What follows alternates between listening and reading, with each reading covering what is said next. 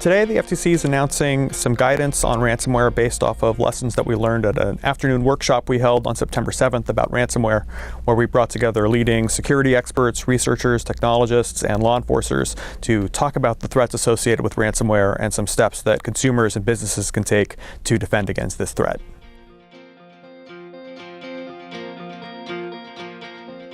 Ransomware is a form of malicious software or malware that uses tools such as encryption to hold data hostage, usually in exchange for some kind of payment that's frequently demanded in Bitcoin.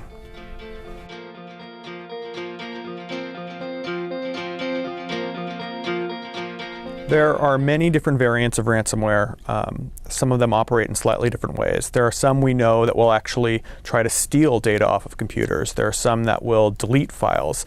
Others will put up a lock screen and give the victim messages explaining that your computer has been compromised and usually providing some sort of instructions about how you can make payment back and get access to your data.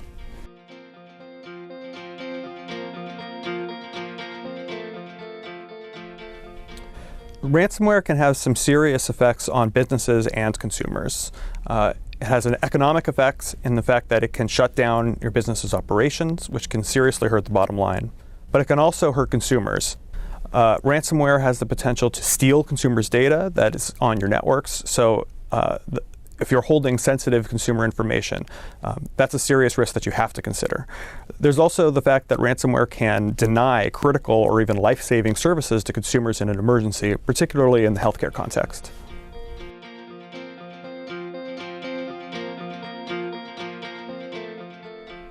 Phishing scams are far and away the most common way that ransomware is delivered.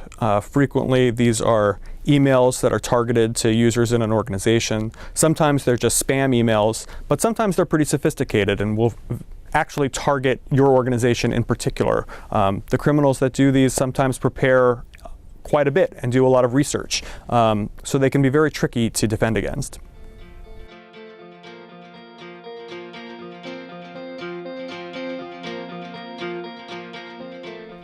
There are a few different things that businesses should do to defend against ransomware. These generally include a combination of training and cyber hygiene. So on the training side, it's important to train employees to be cautious when they're online, not to click on things if they don't know where they're coming from, especially anything that's coming from outside the organization. Another important part of any defense are backups. Backups are probably the key to being able to move on from a ransomware attack quickly without ever needing to talk to the people that perpetrate these attacks. So backups should be done regularly and on a routine basis. And for them to be effective, they need to be kept separate from your network.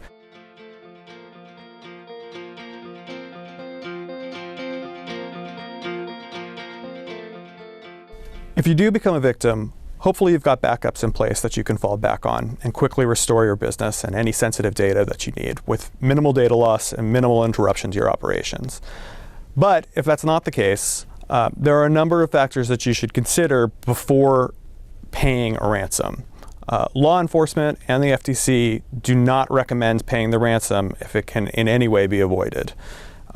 There's no guarantee that paying the ransom will actually get your data back, and there are examples where businesses who've tried to pay only find that they're met with increased demands or that the data is deleted anyway and never returned. If you're looking for more information on malware, phishing, or ransomware, you can visit ftc.gov.